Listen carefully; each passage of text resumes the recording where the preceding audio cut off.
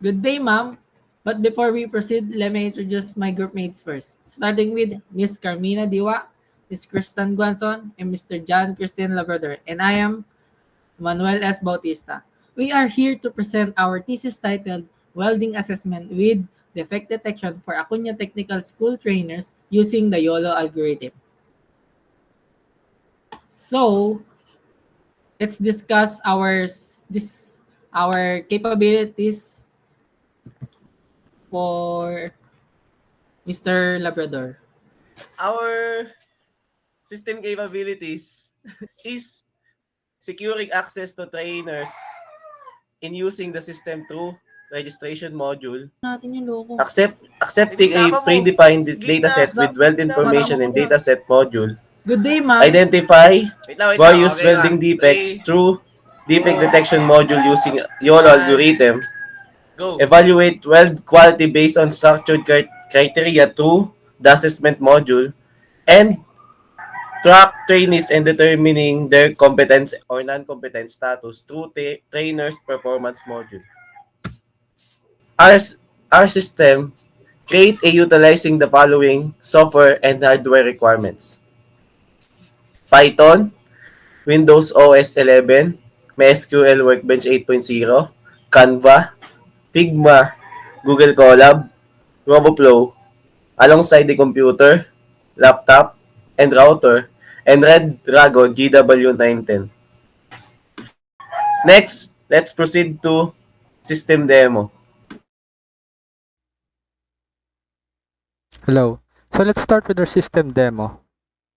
So in our demo here, we have our login GUI, but first let us register.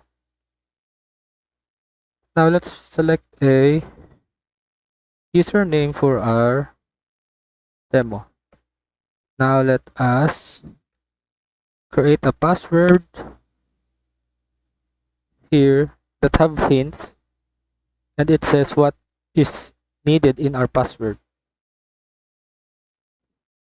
And the confirmed password is, it will say the password do not match if the password is not matched. Then in our first name, it will not take numbers or special characters unless it's a dash.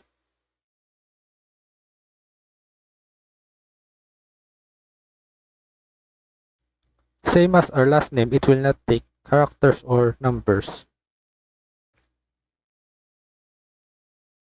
And our middle name here is also do not take passwords. I mean numbers and special characters. And now let's select our email. Now, if the email is already registered, it will say email or username already existed. So let's select a different email. Hello.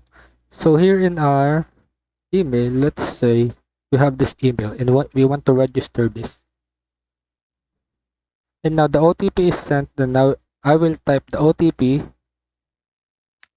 to register. The registration is successful.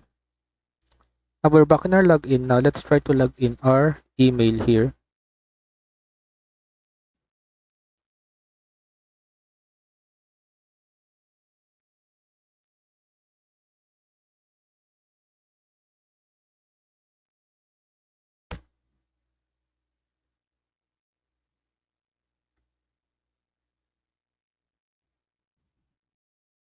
Now it will say an OTP, it will send a OTP verification. Next is you will wait for the OTP, then type it again. Now the OTP is sent and I typed it. Now let's start with our defect detection. Here in our defect detection module, we have capture, refresh command in the main menu, select dataset and help. Now if it detects a welding without a defect, it will pass Now, if it doesn't have a welding, it will say no defect detected. Now, if we put a bad welding, it will detect the welding defects, highlight it, and the result will say it failed. Now, we will capture the image, and we have a refresh button, and we have a select dataset to select what dataset type you have. And now we selected a dataset. Now we can go back to main menu and check the trainees reports. Here in the trainees reports, we can see we can search a trainee, the date, and here is our previous trainee that we captured, and now we can set it to pass or fail. And now that's it.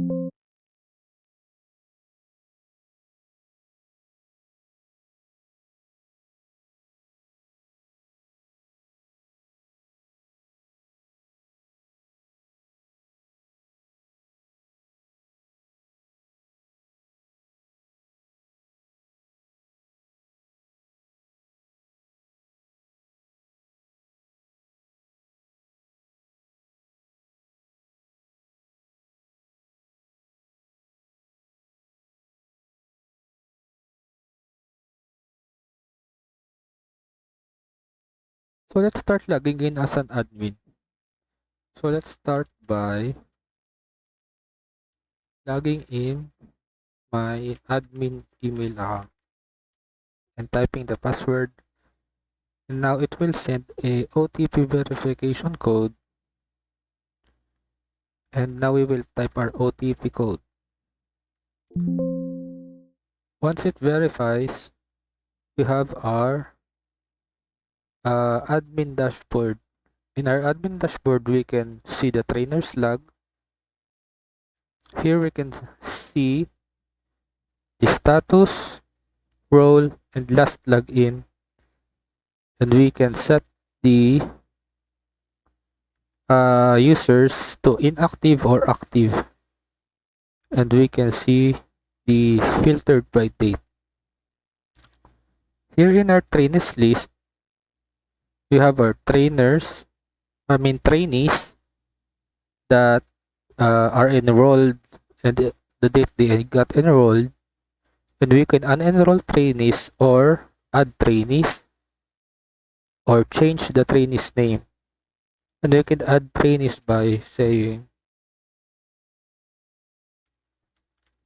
inputting their first name, last name, and middle name. Now we see we have our trainee.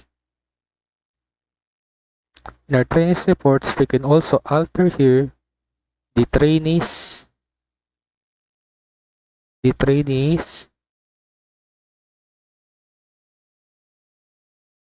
So here in our trainees list, wait. So here in our trainees report, we can alter the first name, last name. We can alter the assessment to fail or pass. And we can see the last updated, capture date, and filter by date. And we can see, let's say this, if we update this to pass, we can see that the last updated has changed. So this is a failsafe if somebody changed the assessment result to pass or fail. Now here in our welding dataset, we can enter a dataset name, select what type of defect, or delete existing datasets. Then we can upload a dataset here. Let's say this new best. Now it's uploaded, and now we can see that it's in here. Where is it? Here.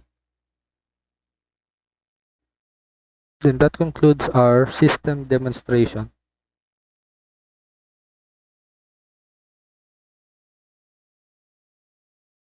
Okay na, Bre. Okay na. Okay. Awatan na. Sige, okay na. Kailangan may YouTube link kayo, no? Yeah, may YouTube ako. May, ano, sa YouTube. Ano? Tawag doon. Papasa rin niya kay Ma'am Mercy ngayon na yun, no? Oo. Pero kay Ma'am Hershey, leader ba magpapasa doon? Hindi, isa-isa. Isa-isa, no? Lahat magpapasa. Tapos kay Ma'am Steph, leader Papasa na. niyo na yung Dream Drive mamaya.